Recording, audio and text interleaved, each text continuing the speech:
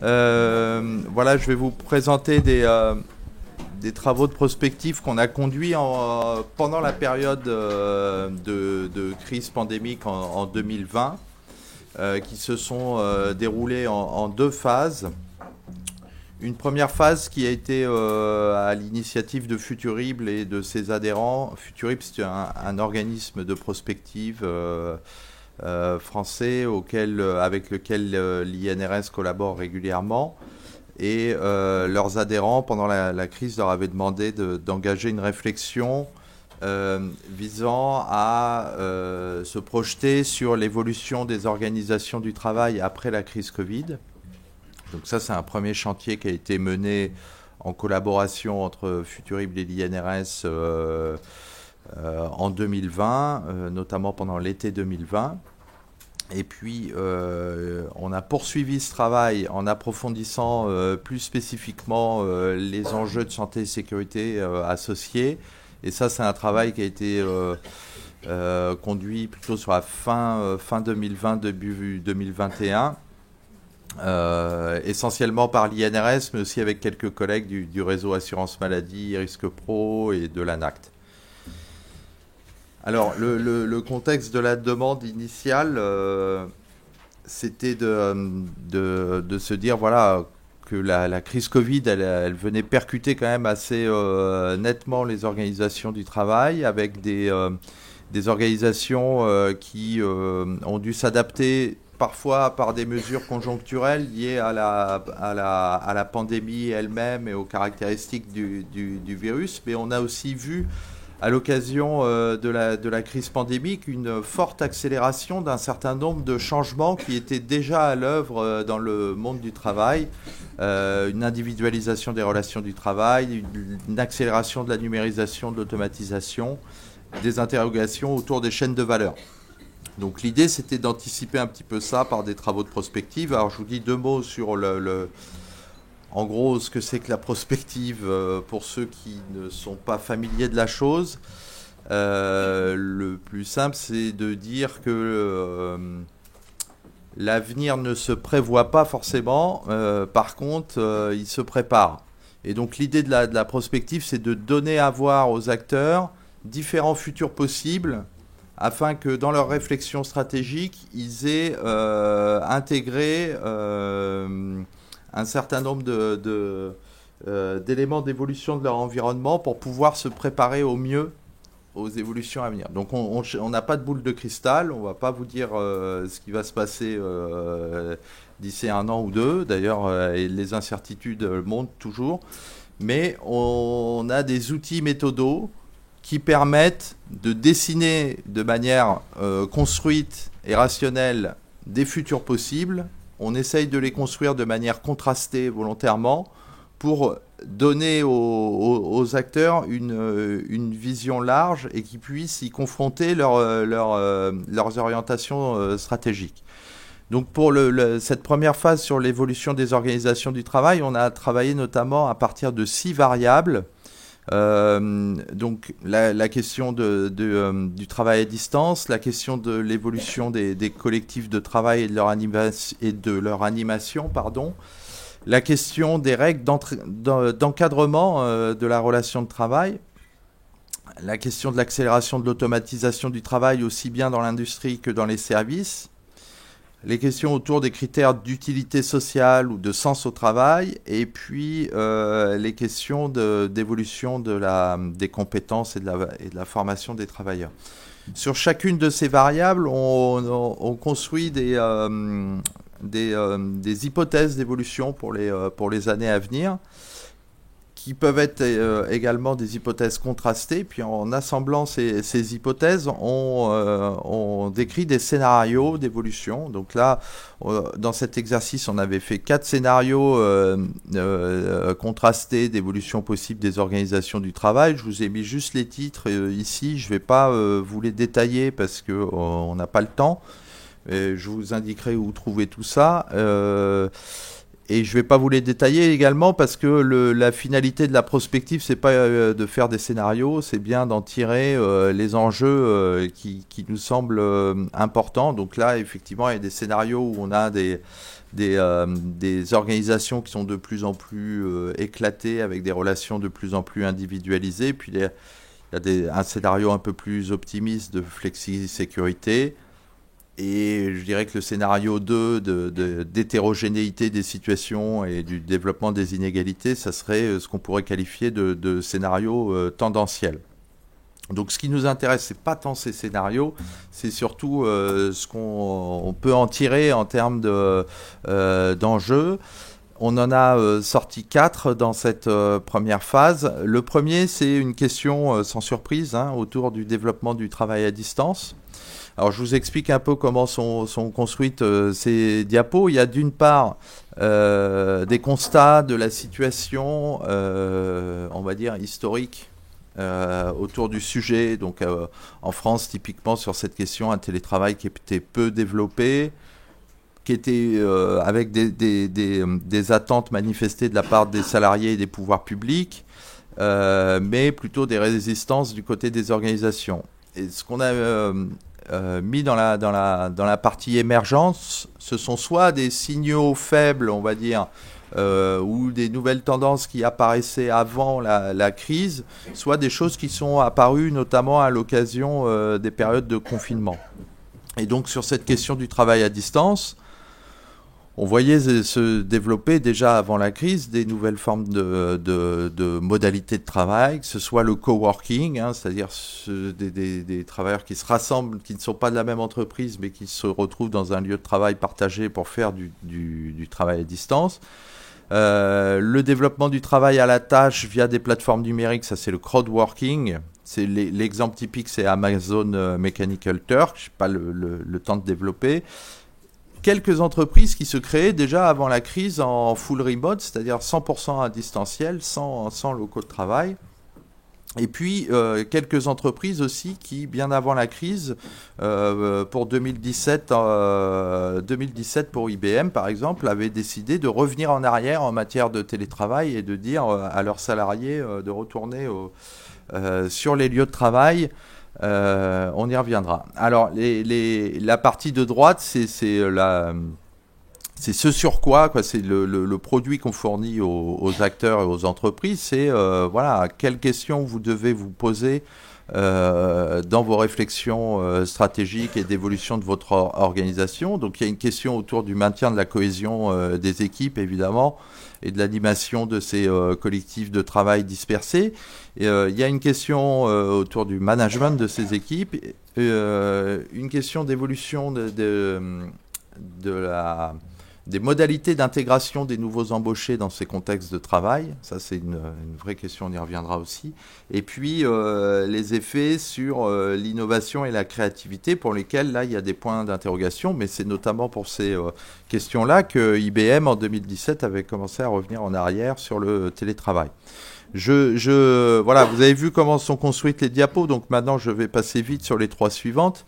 Il y a une question autour de l'autonomie des travailleurs et des équipes, parce que on a via des outils numériques maintenant des outils qui permettent soit de surveiller de manière très précise l'activité et de la prescrire à distance de manière précise, et puis on a également, à l'occasion notamment des périodes de confinement, aussi bien pour les travailleurs qui ont continué à aller sur leur lieu de travail sur place, avec un encadrement souvent réduit du fait du télétravail des managers, alors que les équipes terrain étaient sur place, et les télétravailleurs eux-mêmes qui ont gagné beaucoup en autonomie pendant cette parenthèse de la période de confinement. Et donc se pose derrière la question du retour à la normale, entre guillemets, et de qu'est-ce qu'on fait de cette question d'autonomie et de quelle place on donne aux collectifs de travail dans la définition de leur modalité de travail et de leur marge de manœuvre. Et évidemment, derrière, il y a plein de questions en termes de risques psychosociaux, bien sûr, mais en termes aussi de choix en matière de recours aux technologies de l'information et de la communication. C'est-à-dire, est-ce qu'on va faire le choix d'avoir des outils qui soient plutôt collaboratifs ou des outils plutôt prescriptifs ou d'encadrement et de surveillance. Il y a une question qui est ressortie aussi fortement de cet exercice, c'est tout un tas d'interrogations. Alors si on devait le refaire aujourd'hui, on parlerait sans doute en titre des questions de sens au travail. Une interrogation quand même sur, voilà, est-ce que les entreprises, maintenant, les politiques RSE des entreprises qui...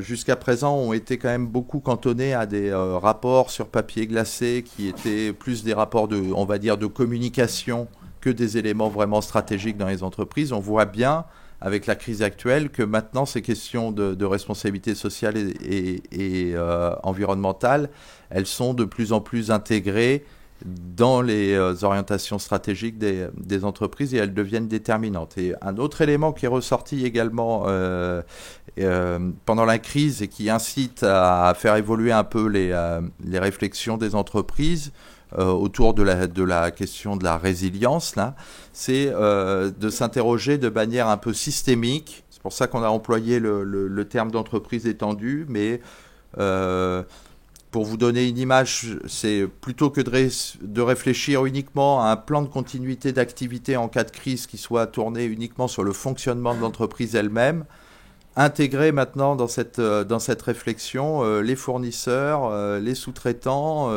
les collectivités locales, parce qu'on a bien compris et on le vérifie de plus en plus que les chaînes de valeur, elles sont complexes, l'environnement, l'écosystème de l'entreprise, il détermine aussi sa capacité de survie. Donc il y a sans doute une incitation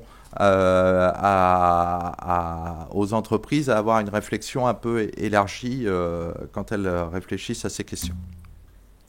Je passe rapidement sur les questions de formation des travailleurs parce que voilà, il y a un certain nombre de chantiers à mener pour accompagner les transitions professionnelles, que ce soit des transitions choisies par les travailleurs eux-mêmes qui veulent changer de métier, changer de secteur, etc., ou que ce soit des transitions subies qui sont liées aux mutations industrielles qui font qu'on a des activités qui sont amenées à disparaître et qu'il faut travailler sur ces transitions professionnelles, notamment au niveau des territoires.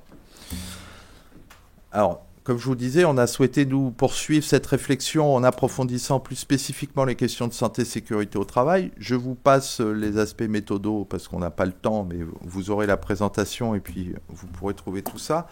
On a sorti en matière de santé et sécurité au travail 5 enjeux qui nous semblent particulièrement déterminants.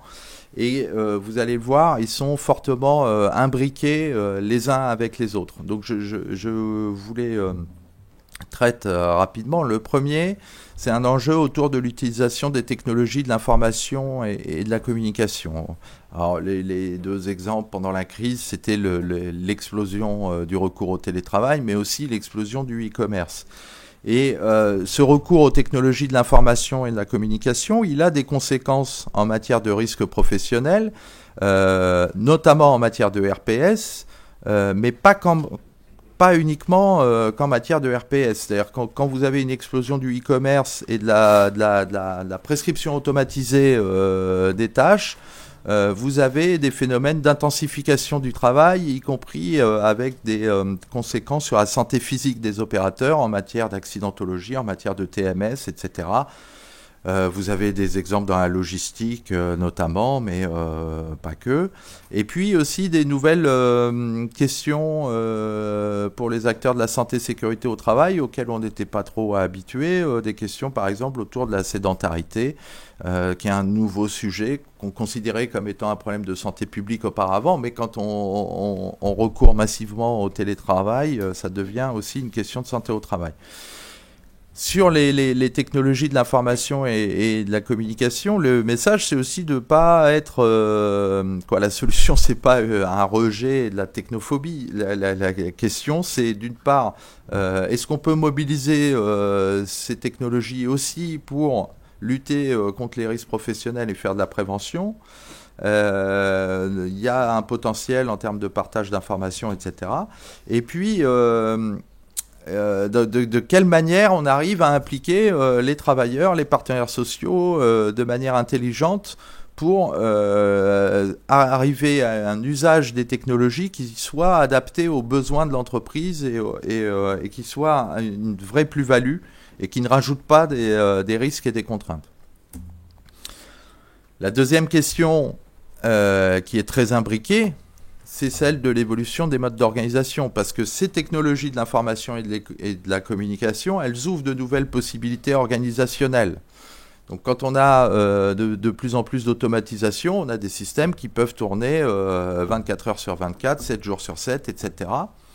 Et on a des entreprises qui, en sortie de crise, ont un mot magique qui est l'agilité. Donc elles cherchent à être agiles. Et l'agilité, on voit qu'elle peut se traduire par des modalités organisationnelles qui peuvent être, qui sont souvent connues comme étant problématiques pour la santé des opérateurs. Donc on voit se développer les horaires atypiques de travail, des questions de conciliation vie pro, vie perso. On voit une relation de travail qui est de plus en plus individualisée, mais notamment via le recours à ces outils technologiques. Une réduction des marges de manœuvre avec des outils de prescription numérique. Et on voit aussi des dispositifs qui ne permettent pas forcément, ou qui n'ont pas prévu la place pour recueillir le point de vue des opérateurs sur l'organisation du travail et de la production. Dans ces évolutions organisationnelles actuelles, on a identifié deux publics pour lesquels on a, entre guillemets, un intérêt à avoir un focus quand même, à faire attention. C'est d'une part l'encadrement intermédiaire, et puis d'autre part les jeunes travailleurs, ceux qui rentrent dans la vie active dans ces nouvelles organisations du travail, sur lesquels on a un certain nombre de points de vigilance à mettre. Cette évolution des organisations du travail, qui est permise par les technologies, elle peut se traduire in fine par une évolution également au niveau des statuts d'emploi des travailleurs. Et donc, on sait qu'en France, on a la norme dominante, ça reste le CDI à temps plein, etc. Mais on voit quand même se développer de plus en plus dans le CDI des formes de travail atypiques, du travail à temps partiel, des horaires fractionnés, du travail de nuit, etc.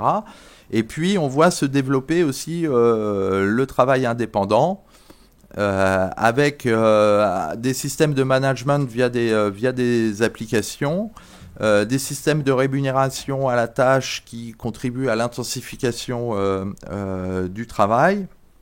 Et puis dans ces dispositifs algorithmiques de prescription du travail, un écart entre le travail prescrit et le travail réel qui a vraiment tendance à augmenter, voire on peut même parler de déconnexion entre la prescription et le réel, et une mise en concurrence des travailleurs entre eux qui sont des travailleurs indépendants. Sur ces questions de statut d'emploi des travailleurs, ce qu'on voit monter aussi à l'issue de la crise, là, c'est une volonté des travailleurs de reprendre la main sur leur travail et donc une montée, par exemple, des formes coopératives. Alors, j'ai lu récemment que le nombre de coopératives en France était passé de 1800 à 3600 entre 2005 et 2020. Donc, c'était déjà un processus en cours. Et le fait d'avoir des formes de gouvernance des entreprises dans lesquelles les travailleurs ont leur mot à dire sur la manière d'organiser le travail, c'est quelque chose qui va sans doute se développer également à l'avenir. Une interrogation qui est liée à ces évolutions, donc nouvelles technologies, nouvelle organisation du travail, évolution statutaire avec des questions. Et comment on fait pour préserver les collectifs de travail. Et le collectif de travail, d'une part, pendant la crise, on s'est rendu compte que c'était très important d'avoir des salariés qui se connaissent, qui savent travailler ensemble, qui sont capables de réagir collectivement. Et puis, d'autre part, en matière de santé-sécurité au travail, le collectif, c'est déterminant pour construire la prévention. Donc, si on est sur des organisations complètement individualisées, ça pose évidemment un souci aux préventeurs. Et puis, le dernier point qui est lié à tous les autres, c'est une question autour des interfaces de travail, c'est-à-dire autour de la complexification des chaînes de valeur où on a de plus en plus d'acteurs avec des statuts différents, des chaînes de valeur qui sont de plus en plus internationalisées, même si on entend beaucoup parler de relocalisation, mais dans les faits, on est encore sur des organisations très éclatées. Et on voit se développer de plus en plus de ce qu'on appelle des zones grises, c'est-à-dire des moments de transition, quoi, d'interface dans les chaînes de valeur, dans lesquelles on a de la coactivité avec des entreprises qui interviennent. Plusieurs entreprises, certaines sont sous-traitantes des autres, et on a des statuts de travailleurs divers aussi dans ces zones grises, avec des gens qui peuvent être en CDI, d'autres en CDD, d'autres des indépendants, d'autres des intérimaires. Et là, pour les gens de l'inspection du travail qui arrivent dans ces lieux de travail, c'est assez compliqué d'arriver à reconstituer qui est responsable de qui et de quoi, et donc d'arriver à faire de la prévention de manière efficace. Voilà. Alors, ce que je vous propose, c'est très rapidement 2 illustrations justement de cette articulation entre ces 5 enjeux avec des exemples actuels. D'une part, cette question du développement du travail à distance, elle est permise par les technologies de l'information et de la communication. Elle fait évoluer, on le voit bien, les modes d'organisation des entreprises avec le fameux travail hybride, le développement du flex office. On avait déjà le développement du travail nomade. Elle pose des questions de statut d'emploi, parce que dès lors qu'on a une relation de plus en plus individualisée, que le travailleur ne vient plus sur le lieu de travail, pourquoi il ne deviendrait pas un travailleur indépendant et un prestataire de service? Et à ce moment-là, on modifie le contrat de travail. On n'est plus dans un contrat de travail, on rentre dans un contrat de prestation de service. Et ça peut être plus confortable pour un certain nombre d'acteurs. Alors après, une fois qu'il est en prestation de service indépendant, pourquoi il a besoin d'être en France s'il travaille à 100% en distanciel? Il peut être aussi basé à l'étranger, voire un travailleur étranger s'il est dans le même fuseau horaire. Et donc on voit que si on tire la ficelle, ça peut nous emmener assez loin potentiellement. Des questions évidemment autour de la préservation des collectifs de travail. Toutes les entreprises en ce moment qui sont passées en mode hybride se posent cette question. La question de l'intégration des nouveaux, évidemment. La question de l'ajustement du mode de management dans ces organisations, et puis la question aussi de ce que j'appelais les zones grises, c'est-à-dire que quand vous avez un travailleur qui est un consultant extérieur, qui travaille dans un espace de coworking pour un donneur d'ordre qui n'est pas son employeur direct et qui a un accident, voilà, qui est responsable. C'est parfois difficile à déterminer. L'autre exemple, c'est le travail de plateforme, où typiquement on a à l'origine de ça des progrès technologiques, des paquets d'innovations technologiques qui arrivent ensemble, donc le smartphone, la 4G, la géolocalisation, les algorithmes qui sont mobilisés pour imaginer de nouvelles organisations du travail. Donc là, en l'occurrence, le travail à la tâche via des applications mobiles qui mobilisent là directement et volontairement des nouvelles possibilités en termes de statut d'emploi qui avaient été ouvertes par la création du statut d'auto-entrepreneur en 2009. Et donc, on se retrouve avec des travailleurs indépendants qui sont en concurrence les uns avec les autres.